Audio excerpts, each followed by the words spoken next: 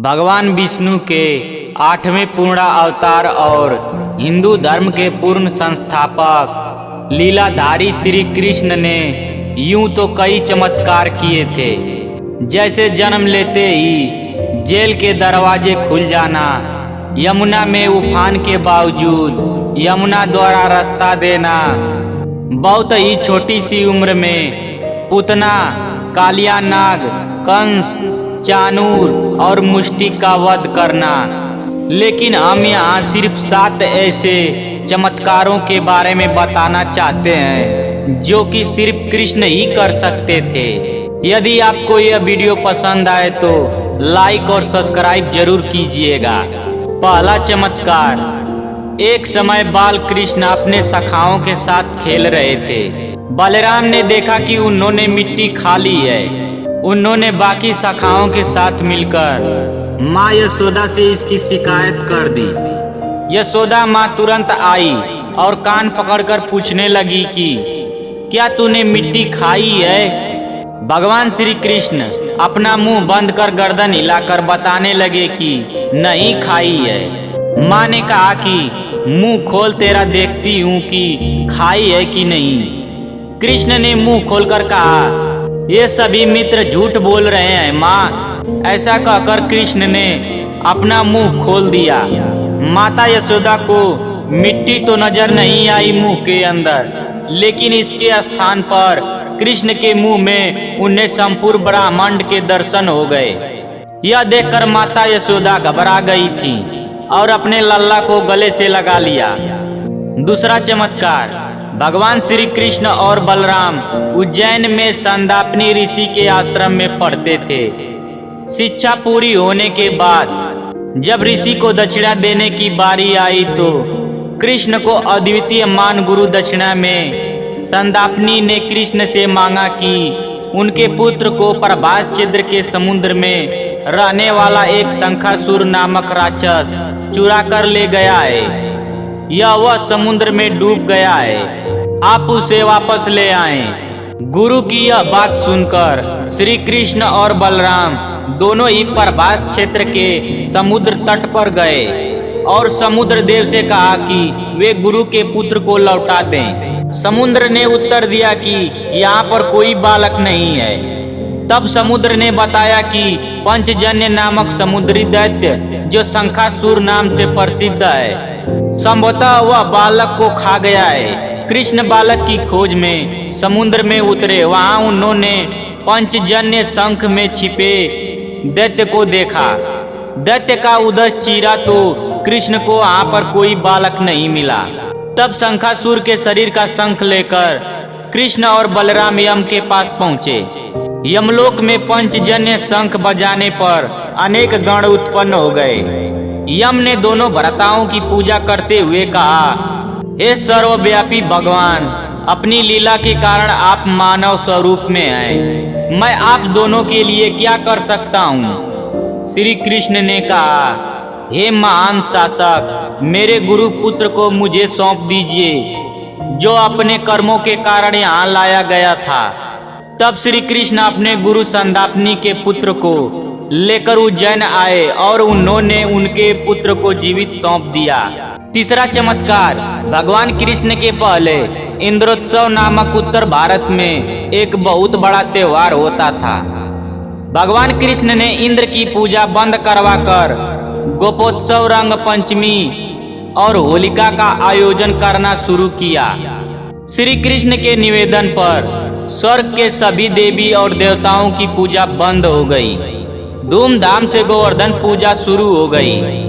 जब इंद्र को इसके बारे में पता चला तो उन्होंने प्रलयकालीन बादलों को आदेश दिया कि ऐसी वर्षा करो कि ब्रजवासी डूब जाएं और मेरे पास क्षमा मांगने पर विवश हो जाएं। जब वर्षा नहीं थमी और ब्रजवासी कहराने लगे तो भगवान श्री कृष्ण ने गोवर्धन पर्वत को अपनी अंगुली पर धारण कर उसके नीचे ब्रजवासियों को बुला लिया।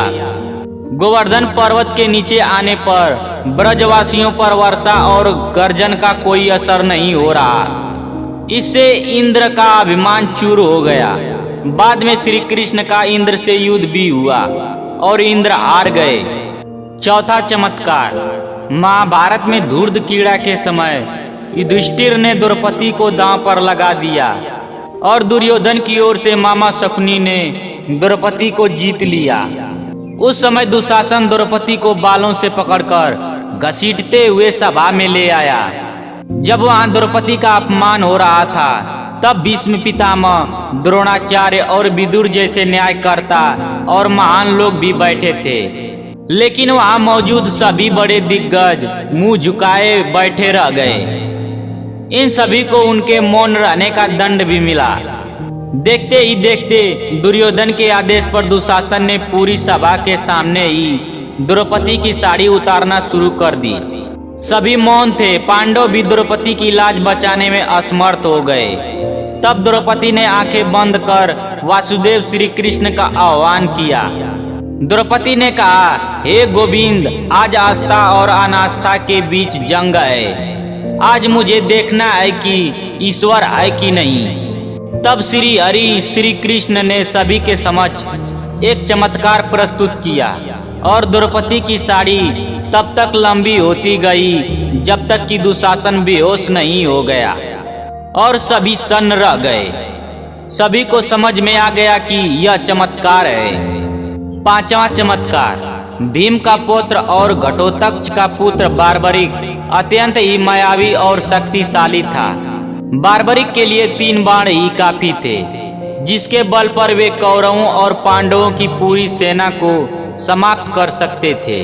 युद्ध के मैदान में भीम पुत्र बार्बरिक दोनों खेमों के मध्य बिंदु एक पीपल के वृक्ष के नीचे खड़े हो गए और यह घोषणा कर डाली कि मैं उस पक्ष की तरफ से लड़ूंगा जो हार रहा होगा। बार्बरिक की इस घोषणा से कृष्ण चिंतित हो गए।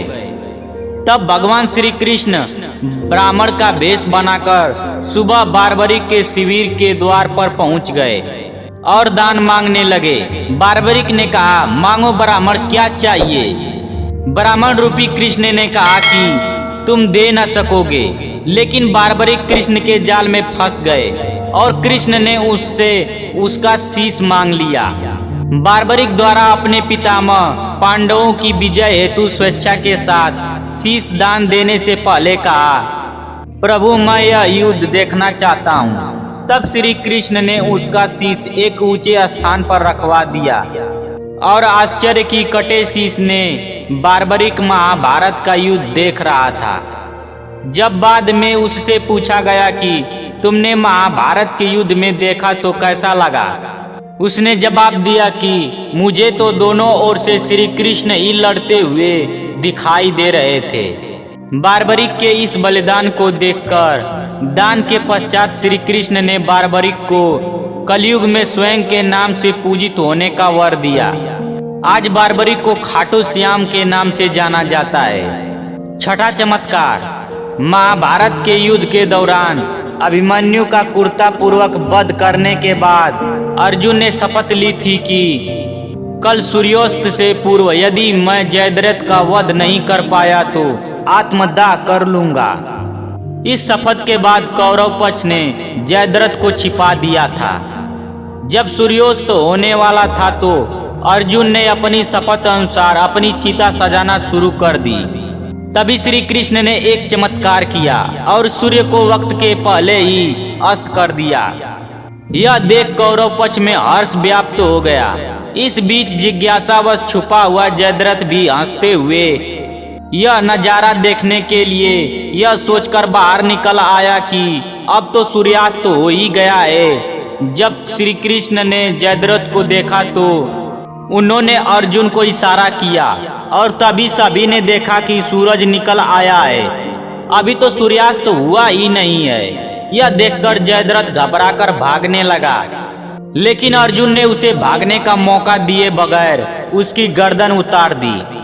सातवां चमत्कार, अश्वत्थामा ने पांडव पक्ष को कुल नाश करने हेतु जहाँ पांडवों के सभी पुत्रों को मार दिया था, वहीं उसने अभिमन्यु के पत्नी उत्तरा के गर्भ में पल रहे शिशु पर भी एक विशेष अस्त्र से प्रहार कर उसके गर्भ में स्थित शिशु को लगभग मार ही दिया था।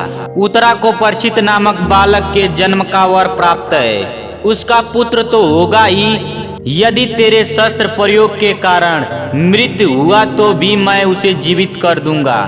वह भूमि का सम्राट होगा और तू नीच अश्वत्थामा, तू इतने बधों का पाप ढोता हुआ 3000 वर्ष तक निर्जन स्थानों में भटकेगा। तेरे शरीर में सदैव रक्त की दुर्गंध निःसृत होती रहेगी। तू अनेक रोगों से पीड़ित रहेगा। वेद व्यास ने श्री कृष्ण के वचनों का अनुमोदन किया। To get more informative video like this, kindly subscribe to my channel to reach 2K subscriber. Thank you for watching.